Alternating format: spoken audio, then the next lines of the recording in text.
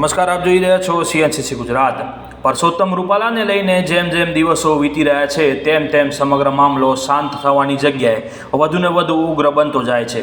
આ કથિત વિવાદના જાણે ક્યાં સુધી ચાલશે હવે? હજી તો ગઈકાલે પાટણમાં વાડીનાથ ચોક ખાતે ક્ષત્રિય સમાજ દ્વારા ક્ષત્રિય અસ્મિતા સંમેલનનું આયોજન કરવામાં આવ્યું હતું, તો બીજા દિવસે ક્ષત્રિય સમાજના અગ્રણીઓ તેમજ આગેવાનો, મોટા હોદ્દેદારો, પીટી જાડેજા તેમજ તેમની સાથે મોટી સંખ્યામાં બહેનો તથા ભાઈઓની જનમેદની ખડેપગે ઊભી થઈ ગઈ હતી।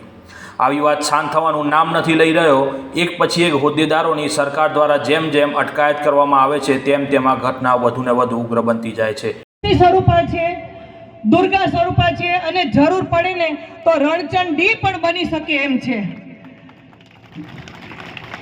આપ સર્વેને હું સંકલ્પ સમિતિને ખાસ એક મારી અત્યારે સમયના અભાવે વધારે કાંઈ પણ ઘટના કેવી રીતે શાંત થશે એ તો હવે પરસોત્તમ રૂપાલા ઉપર નિર્ભર કરે છે અને સાથે ભાજપ સરકાર પણ આ નિર્ણયમાં સામેલ હશે।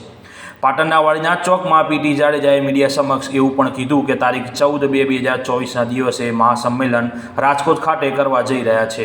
મારી જરૂર પડે ત્યારે આ ભાઈ હાજર છે, તો આજે ભાઈ પાસે 5 બહેનો અમે વાત લઈને જાશું અને અમે આપણી વાત ત્યાં રજૂ કરશું।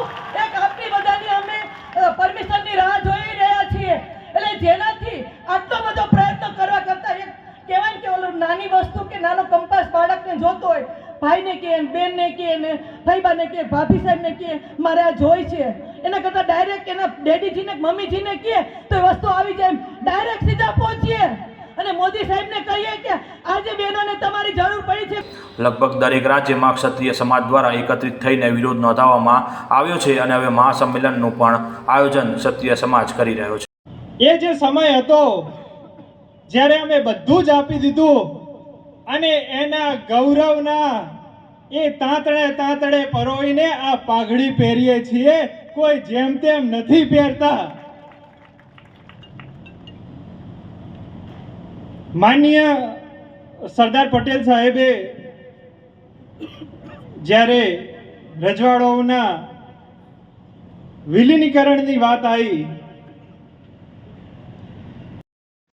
મેદાને જોઈને પદ્મિની બા, આપ સૌને મેદાને જોઈને એવું લાગે છે કે ક્યાંક ને ક્યાંક આપનામાં એ ઝાંસીની રાણીના દર્શન થાય છે। હું પોતાને સદભાગ્ય માનું છું